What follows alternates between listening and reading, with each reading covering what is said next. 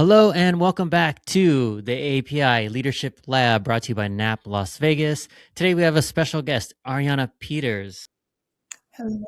just freelance hair and makeup artist, a dance fitness instructor, and the owner of Texture LV Salon, located in Summerlin here locally in Las Vegas, and a proud mother of twins. Arianna, thank you for joining us today and taking the time. Thank you so much for having me. It's an honor and a pleasure, and I'm so excited to be here and share my story. So we'll jump right in. So tell us a little bit about yourself. Where did you grow up? Where did you go to school? And what was life like for you growing up? I grew up in the island of Oʻahu, specifically the city Aiea. I know we have a lot of proud Filipinos over there. I grew up, my father is white and my mother is Filipina. And so we call that mestizo, mestiza. And I grew up in the church, Catholic church. Both of my parents were Catholic. I went to Catholic school all throughout my whole entire life.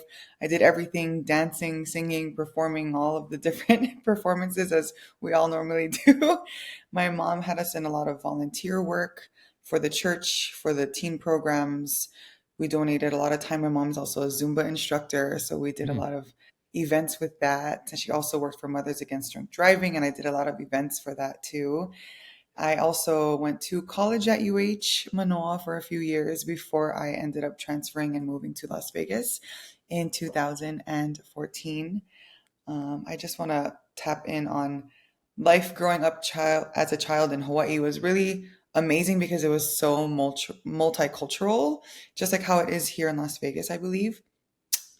And it was easy to just mix in with everybody else, but nobody ever could like identify what I was. Like everyone would just be like, "Oh, are you Puerto Rican? Oh, are you Hawaiian? Oh, are you?" Nobody really knew what I was, and so it kind of made me feel like, why? Like so confused. Even though we're all so much of us are mixed, Hmm. I just felt kind of confused at why I couldn't be so prominently looked. Because some people do look half Filipino, half white, or half Japanese, half white, or half Samoan, half white. Like you can kind of tell when there's like the mix, but nobody could ever guess with me. And so it always felt like really confusing, kind of sad. Growing up, I mean, my childhood was amazing.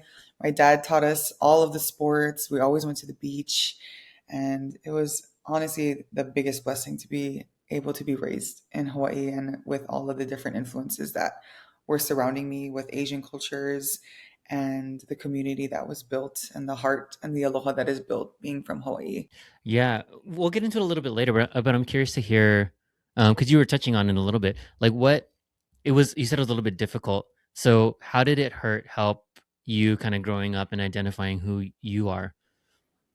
It really stayed with me even until my young adult life. And I really only feel like I've stepped into my Pinoy power to say, like, in my late 20s. And like when I met my husband, which was like when I was 28, um, being mestizo, it's kind of like hurtful because you're not Filipino enough for Filipinos, and then you're not white enough for the white. And so you're just kind of like stuck in this like limbo area. And it was really hard. It was kind of just like, it was like frustrating because also my grandpa, I'm Ilocano. So my grandparents are from Ilocos Sur. Hmm. And Ilocanos are very popular in Hawaii. There's a lot of Ilocanos. But like my mom is first generation and she was the youngest. So my grandparents raised her very Americanized. And so like I learned my Filipino-ness from my friends' family or from everybody else that I was surrounded by like in church and stuff. And so I just kind of felt like lost a lot, like lost and confused and like where did I fit in? Like where did my family fit in? And my grandparents lived in Florida. So my grandpa was an informant, a Filipino informant from the Philippines to gain citizenship, to become an American, to build his family here. And so he sacrificed a lot. And like, I didn't really understand why he did that until like we got older. And it's just like a beautiful story because he left. So at first I was like, okay, what did he not want to be there anymore? Like, did he not want to be Filipino? Like, why did he do that? Like, why did he go against, our country to Hmm. come here? But my grandpa was amazing. He had his own restaurant. He was a retired Navy. He volunteered, did everything. He had farms and he cultivated his own land. We had literally had all the crops and the agriculture. And the more that I would do research, is like that's what he grew up doing too. And so it's like he brought that here. And so it's not that he was trying to leave that. I mean, he wanted to have a better life, apparently, you know? And I don't know the story. Like, I don't know. I still feel kind of hurt and like lost and disconnected because I didn't really get to hear his story. Yeah. When I moved here in 2014, he passed that December. And I moved here to get closer to be able to visit them there. And I've had a handful of times where my grandparents were around and I remember them so distinctively. And I get as growing up with everybody else in Hawaii with their families and their grandpas and their cousins, and I didn't get that experience. And so like it left me even to more into confusion growing up. Like, okay, like what kind of Filipino am I? You know, like what am I even doing us justice at all? You know, I'm like, well, I didn't get that. I didn't get that. So it kind of was like in a negative space of like, man, I Mm, can't even really relate. Like I can laugh at the jokes because I can understand what they're talking about. But from my own lineage, I felt lost and confused. And it really, my husband really kind of helped lead me into being like, take what you have, do the research and do it. Like it's still in you. And it's so crazy because my mom is also a vegan. So I'm not sure if anybody else knows any other vegan Filipinos, but my mom is vegan and we made banana lumpia and veggie lumpia growing up. So that's still great. At least we did that. Peanut butter with no fish yeah. sauce. But cooking has really brought me back into feeling connected to our culture. And even though I'm figuring it out on my own, it may seem kind of like crazy, but I'm like very like intuitive and like spiritual, but like I feel them with me when I'm cooking and like guiding Yeah. me. So I'll still like research different recipes and stuff, but I still just like let it flow as I go, I guess. Yeah. I mean, that's like any culture, that's the heart of it. The food. You learn a lot about Yes. how people grew up and what the culture was like through the food. Um, Hmm. yeah, thank you for sharing. That's cr- like a full spectrum of where you kind of maybe missed out on certain things, but then you also were able to benefit from certain things. And I'm Yes. sure. Well, sorry, go ahead. I was just gonna say I feel like I missed out a lot on my own generational like stories and stuff, but I'm so grateful to have grown up in Hawaii surrounded by multitudes of like Pinoy culture. So I at least I still was influenced and around it and learned from it. Yeah, yeah, absolutely. Yeah, my parents came, and the things that they always told me when they left the Philippines is they knew what their life was going to be like. They were going to be farmers and teachers, essentially, and Mm, so they came to the United States to do something different. yes. But they brought all of that heritage with them. They still have two homes here in the U.S. with like gigantic gardens, so they'll never lose that kind of farming Yes. culture. It's like I love that. so, like rooted in who they are as Yes. Filipinos. Um, okay, so as a kid, then growing up around all this and doing a lot of different things, what was the dream? So, what did like 12-year-old Ariana want to do when she grew up? Exactly what I'm doing now. And I'm sorry if I get choked up. My mom obviously put me in like singing lessons, dancing lessons, all of those things. And so I literally used to put on my own shows in middle school. I did all of the like talent shows and things like that. My dad's a musician also. So my mom is the more dance side and my dad is a musician, trumpet player, piano player, taught me how to play the guitar and all and for us to all sing and things like that for me and my siblings. And so just performing and music has been such a big part of my life when I was a little girl. And I was always like beauty. So it was always like girly stuff and like performing, but not just to like showcase, to like, I didn't understand it then, but now I understand it now. But just anything with music to bring people together is what I knew that I wanted to do. And I am doing that now, which is amazing because life brings you in so many different twists and turns. But 12-year-old me would be so happy with what I'm doing now because I'm incorporating all of that. And it feels so nice to be living the dream that she had.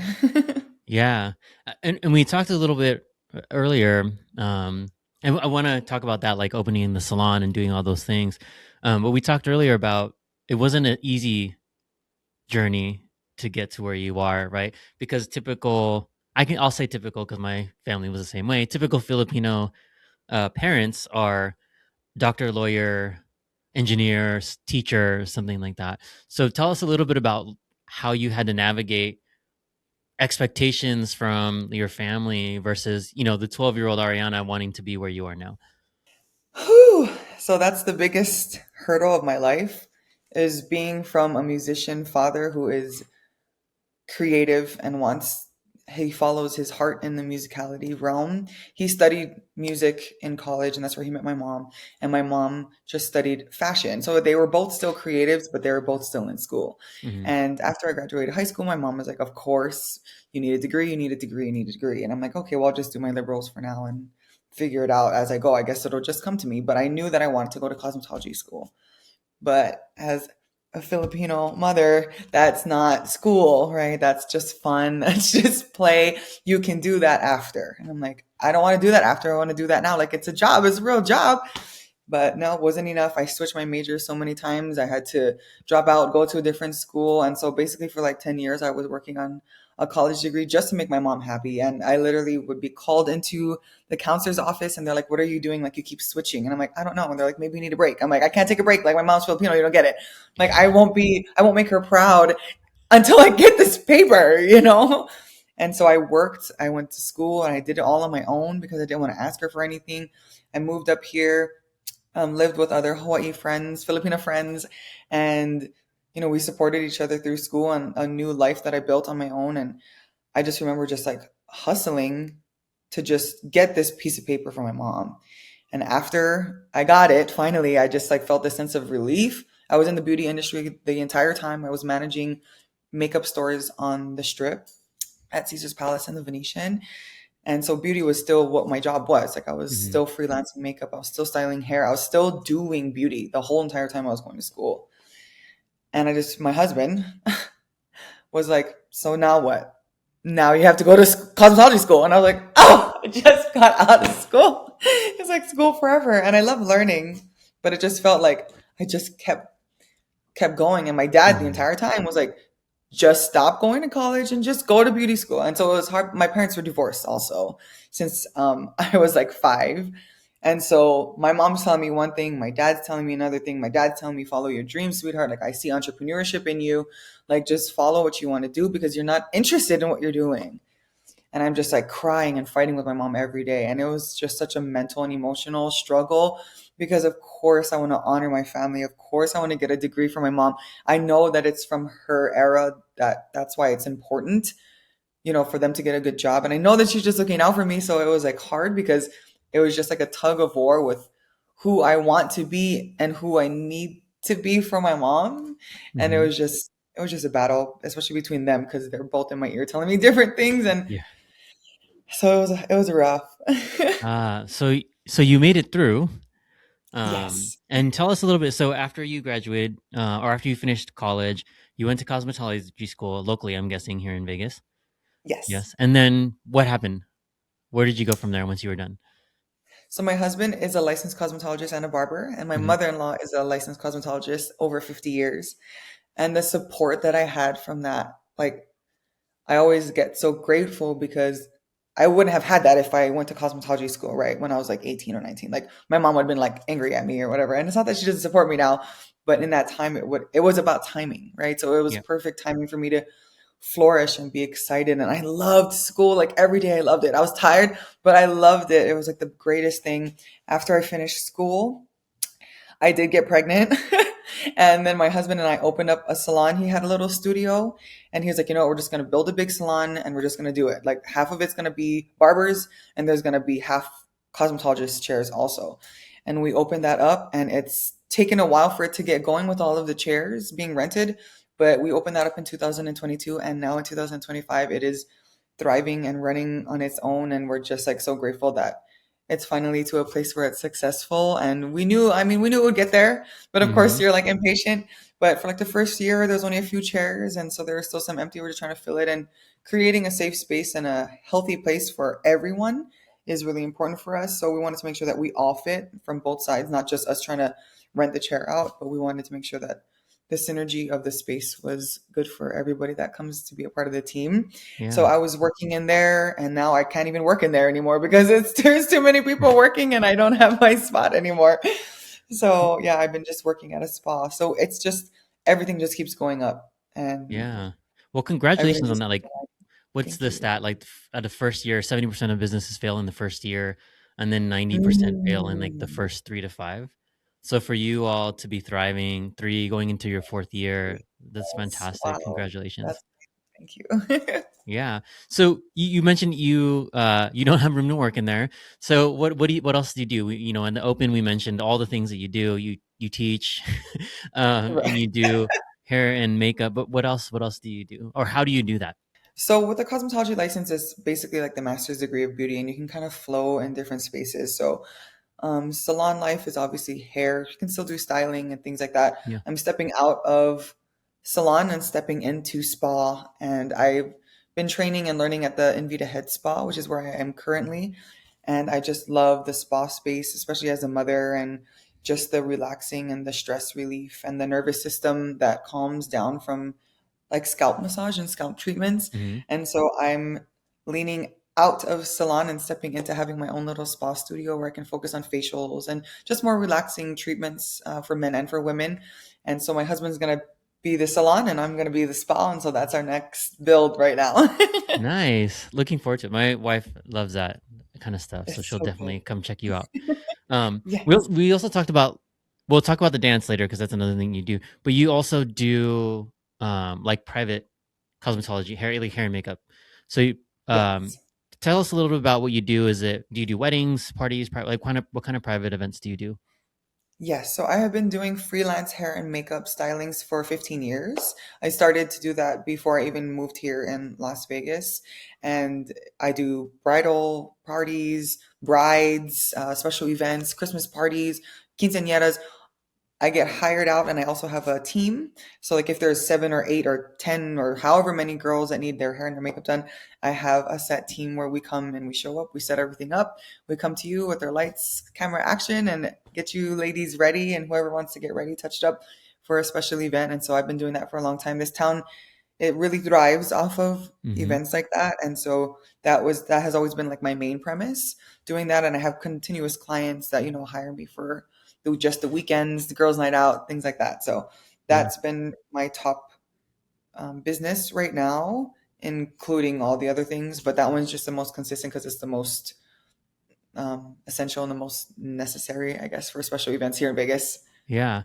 So we talked earlier too about this. How do you, and this is the AAPI Leadership Lab, right? So yeah, we're talking about your upbringing in an AAPI community, but bringing together 10, 15 girls for these events, like how do you do that? How do you handle that? And how do you work through, inevitably there's drama, whether it's full-time work or part-time work. So how do you navigate organizing and leading these women through these projects?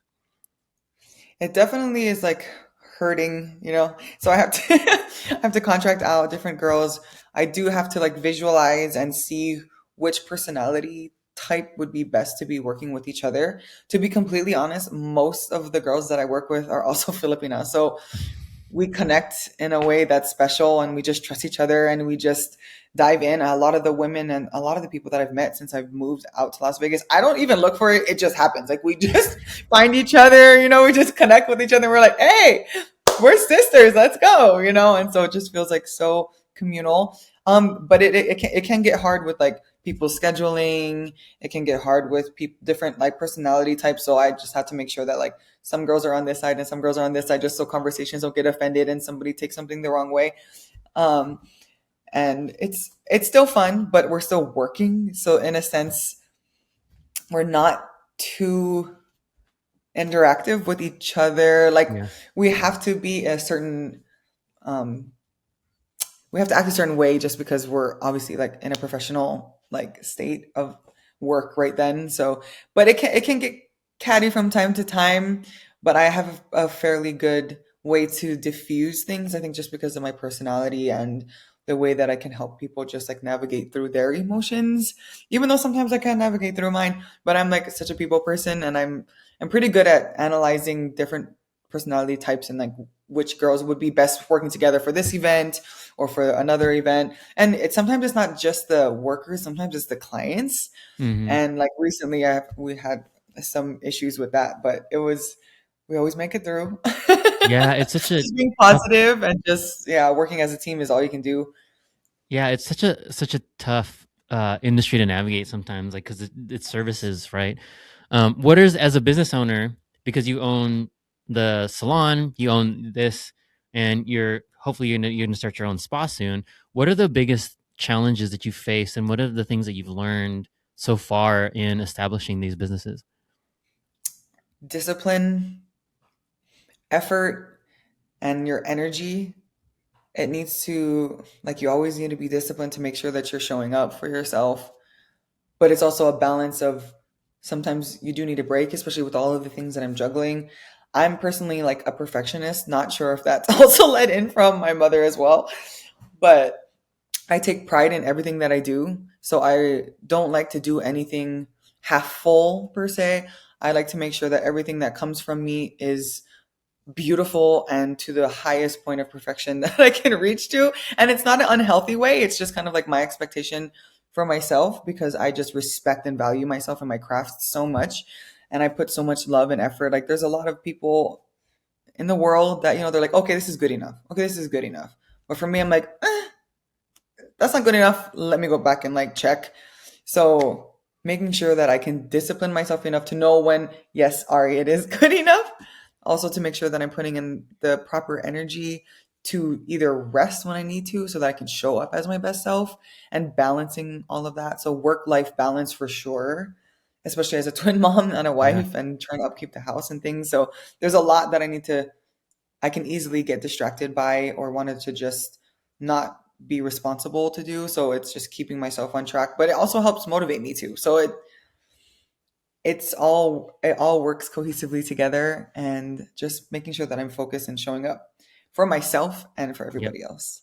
Yeah, I love how you talk because perfectionism is a slippery slope in itself, right? Because perfection doesn't really exist. But I love how you talk about, and I talk about this with business owners, with executives. It's not what is perfect, but what does good look like, right? So understanding what good looks like, then that can scale more, and knowing like, well, that's not good enough because this is what it needs. This is the bar for what good looks like. And I'm so glad that you distinguish that for yourself because the quest for perfection, like it's a never ending quest. And it's good to like be the constant student. There's a difference between that too, right? Always learning, always getting better. That's different Yes. than just like being a perfectionist. Um, Mm, so yeah, I'm glad you make that distinction for yourself because I was the same way earlier in my career and like nothing seemed good enough. Even myself didn't seem good enough. And I had to get past that if I wanted to continue to grow. Um, yeah. that part took time too. So that part took time in my 20s throughout going to college, like stepping back and being like, this is great. Get out of your head. And like, the energy and the effort was there. And to just give yourself a little pat on the back, and then it kind of just helped build. But that takes time Yeah. and effort and experience. And that's what I've learned too as a 34-year-old woman now. Like I'm just so grateful for every lesson that I learned in my 20s because it's played into where I am today. And we are easy to get stuck on like, oh, getting down on ourselves or dismissing the good, but Mhm. like understanding like it's all a part of the plan if we just keep going, looking forward. Yeah. I love that, and I love this quote by Oprah.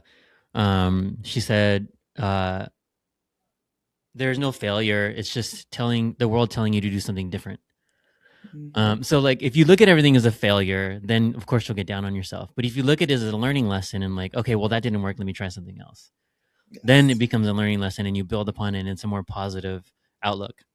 Which kind of brings me to my next one. Like when we talked earlier, you mentioned work life balance is important to you.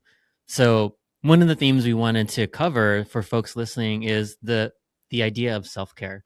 So can you talk a little bit about and like that all your services actually revolve around it? And it's kind of how you built your life. That's what we talked about before, right? As around this idea of Yeah. self care. So can you talk and self love?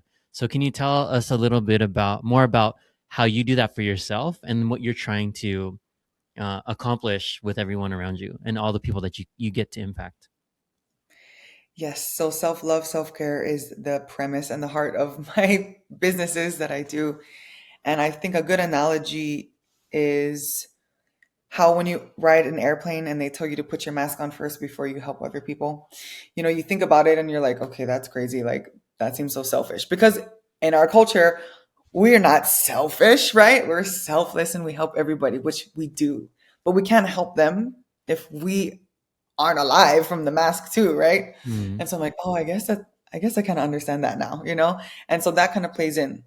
And this really stimulated from my postpartum depression and my mental health issues that I had suffered from that. And I wasn't taking care of myself. As a beautician and as a woman that took care of myself in all ways, I love to have my hair done. Whatever makes you feel good helps you do good. And especially as women, like just our confidence and how we present ourselves to the world is really important. And for men as well. And like my husband is my husband is the very yin and yang to me with representing that for men. And self-care is so important because you have to fill yourself up so you can overflow and give to others. So even if it's just stopping for an hour seems crazy to some people, but as mothers especially, and as business entrepreneurs, there's always something else that you can do. But you have to stop and take care of you, because all these other stress is the number one health issue, and I'm holistic as well. So like stress is the number one cause of a lot of these other things. And if you can just calm your nervous system down, if you can just take a break, even if it's not slowing down, maybe you're like me and need to like release some anger sometimes, or just stress, and you want to dance it out. That's healing. It's releasing all of that stored trauma from past, present, and to help prepare you for your future. And so all of my avenues of that is to either release it in some way, releasing it in a quiet, calm way, releasing it in, oh, I feel so pretty right now. I'm going to do great today, or I'm going to go to my wedding and feel beautiful. I mean, there's something of the aura that happens when a woman has her hair, right, and her makeup done, and she puts on her outfit and she feels great, like she walks with her head up. And sometimes we need a little help doing that, and I love to do that for women. And in everything that I do, that's like what I've been called to do. And I've known that was what I've been called to do, is to love others and help others love themselves more since I was a little girl. Like I always knew. And so it was always like, how do I do that? And the beauty industry and my newfound dance fitness industry business are those outlets. And I'm just like exactly where I want to be. And this is exactly what I want to do forever. Yeah. What are some of the things that you do? Because you said you had the same thing. So for folks who maybe don't know where to start, what are some of the things that you did to kind of break this cycle of just like grinding, grinding, grinding? Write out a list of the top most important things that you want to do, and then you have to break down what are the little things that you need to do to get there, because we can write down our goals. Oh, pay off my credit card, fly to the Philippines. How are you going to do that? And so I was so generalized, and my husband really, he's an amazing leader, and he would tell me like, okay, well, how are you going to get there? Break down monthly how much you need to put aside to make sure that you pay off your credit card. And I was like, oh wow, I never did that for my goals, my yearly goals. And so it's really being meticulous on the small steps that get you to that goal. Hmm. Because if not, you're only seeing it up here and you don't know what you need to do to get there. Most likely you're not going to get there. And so my advice is to figure out what your top three like goals are, and to try to do the research or find a mentor to try to help understand like what that means that you need to do to reach those points. Yeah, fantastic. And if anyone's looking need help with that, can see Ariana. Oh, you can also join NAP, and we're great at doing that kind of stuff too. Um, One thing I didn't want to forget though, before we start to wind down, is tell us a little bit more about your dance fitness business. So you said your mom taught Zumba. So what is it that you teach, and where can people find it? So my mom teaches Zumba. She's been doing that since like 2013, and she actually donates her time and her classes to the church that I grew up in. And she does twice a month for special needs Oh, elderly homes. yeah. And so she does that just for the kindness of her heart, and the Filipino in her. And I also am trying to find some places where I can do that as well here. So she does Zumba, which is more like Latin fusion movements and style of dance, which also Filipinos love. I mean, we dominate any dance anything, really. So she takes like the Latin style and she's like, "You're gonna be a dance fitness instructor one day." I'm like, "I don't know if I like Zumba. Like, I'll do it with her and have fun with her." But I found this format at the gym and it's called Mixed Fit. And I'm a very much of a powerhouse. I lift weights. I'm very strong naturally. I was a cheerleader, gymnast, and all of those things. It combines hip hop and R&B dance with just like power motions and full body toning. And I just fell in love with it. And I was like, I need to do this. And so now I have created my own format of my own like choreos to different songs, and I have a platform for that. So you can find our classes all over the world. We have mixed fit in Vietnam, Japan. They're all over the place. I'm sure they're definitely in the Philippines too. So you just have to find the instructors that offer that. But I'm at EOS and I have my online subscription. So if you go to www.sample.com/Aura Atelier Dance, it'll be on there. Nice. Thank you. And we'll have all the links so where you can find Arianna in the show notes. But we'll have her plug it also. Okay. So you do a lot, and 12-year-old, it sounds like 12-year-old Arianna would be super proud and in love with 34-year-old Arianna.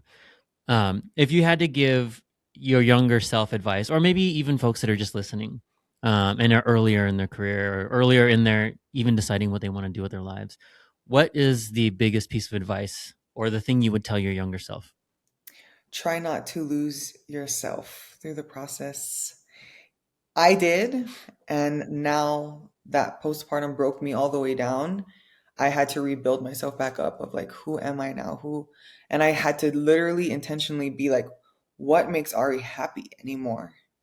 And I don't know if my life would have been different if I still danced and sang and was in music somehow, some way. In my 20s, I was just too focused on stressed out about school and just trying to get by and just like the hustle and the bustle of paying my bills and making mom happy. And I just was like going out and I was just partying all the time and I was just trying to like release it. But my release was still dancing and singing in the club, you know? Mm. But it wasn't the right way that I should have been doing that. Like if I had a cleaner outlet from the beginning and stayed in like dance classes throughout my whole 20s, like my life trajectory could have been different, you know, and I may have found something else sooner, or I may have been more affirmative in myself and what I wanted. And I could have stood up to my mom maybe and been like, you know what, mom, no, I can't do this anymore.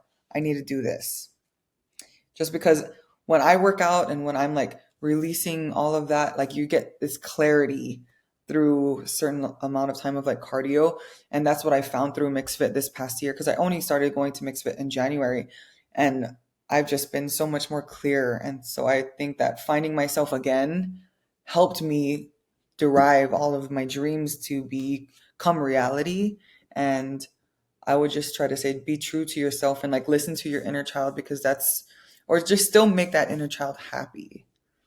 Because Yeah. even if it's just a little bit of a happiness moment, even if it's just 1 hour a week, it's going to help you in your future. And so I lost myself throughout my 20s and until I was at my lowest point to build myself back up. So I needed that though to bring me up, but I do wish that I still kept true to my 12-year-old self and still kept a little bit of that inner child light throughout the rest of my life until now. Because now I'm 34 and I'm feeling like a 12-year-old again. But in my 20s, I didn't. Well, I mean, it's great that you said that, like, listen to your inner child, because that's your deepest want and desire usually is that coming out, right? Because as adults, we have obligations, right? We have bills to pay, kids we're raising, like other obligations, but that inner child still just yearns for something fun and enjoyable, right? And the deepest desire. So I'm so glad that you mentioned that, because it's important to feed that and not lose that. Um, Mhm. yeah, and who knows what would have happened if you stayed the course or not, right? But you Right. are where you are now. You have multiple successful businesses, and yeah, in your words, like, you are thriving. So who can ask for anything more, right? Um, Hmm. so if people did want to find you, where's the best place to find you? and when? Like, we'll put all your links below, but like, are you out and about also? Are you at the salon? Where can people find you? I'm all over the place. um, you can mainly just find me on my Instagram at the Arianna Peters. I'm mainly live on there a lot. I'm coordinating, posting, resharing all of the different businesses of myself and supporting all of my others in the community as well and other small businesses as well. And I have my all my links on there. So it's easier to find me on Instagram. The same tagline on TikTok. So everything is the Arianna Peters. YouTube also is the Arianna Peters. I try to keep up with everything, but Instagram is my main one. So if you want to contact me on there, my Facebook is also Arianna Peters on there. And I am at the salon, I'm at the spa, I'm at the gym, I'm on my subscription. So I mean, you can find me in a lot of places, Yeah, and but if you just gotta you have, catch me at the right time. are you teaching? You mentioned you're teaching a class at EOS Summerlin, or no? Or So you I'm taking in the process. I have to finish my CPR license, but I okay. will be having sub classes at EOS. But I go support all around the city, and I'll be there at all the mixed fit classes, especially like the real big ones. But every week I'm Southwest mainly, so usually I'm at the Durango or the Blue Diamond mixed fit classes, and you know when I'm there. You can feel when I'm there, and you can hear when I'm there because I'm cheering and Yeah, and I'm dancing. if you are there and you see Ariana, definitely stop in and say hello. Yes, please. Yeah. Well, thank you so much for taking the time out of your day to share your story, to be with us, share your advice, share your experience. Is there any last thing you'd like to say to folks listening before we adjourn? I just want us all to remember like the light and the love that we have within us, and our ancestors didn't do all of the things they did to lead us here to live this life, to not follow the things that we love to make us happy. And I think that I just want us to all kind of look inward and be able to share that and to just love ourselves a little bit more. However, we need to figure that out, but I feel like that's starting to get lost, and so I'm trying to bring that back. Thank Yeah, beautiful message, beautiful. Thank you, Ariana. All right, you. Thank everyone. you. This is another episode of the AAPI Leadership Lab by NAP Las Vegas. Thank you again, Ariana, for taking the time, and we will see you all next time.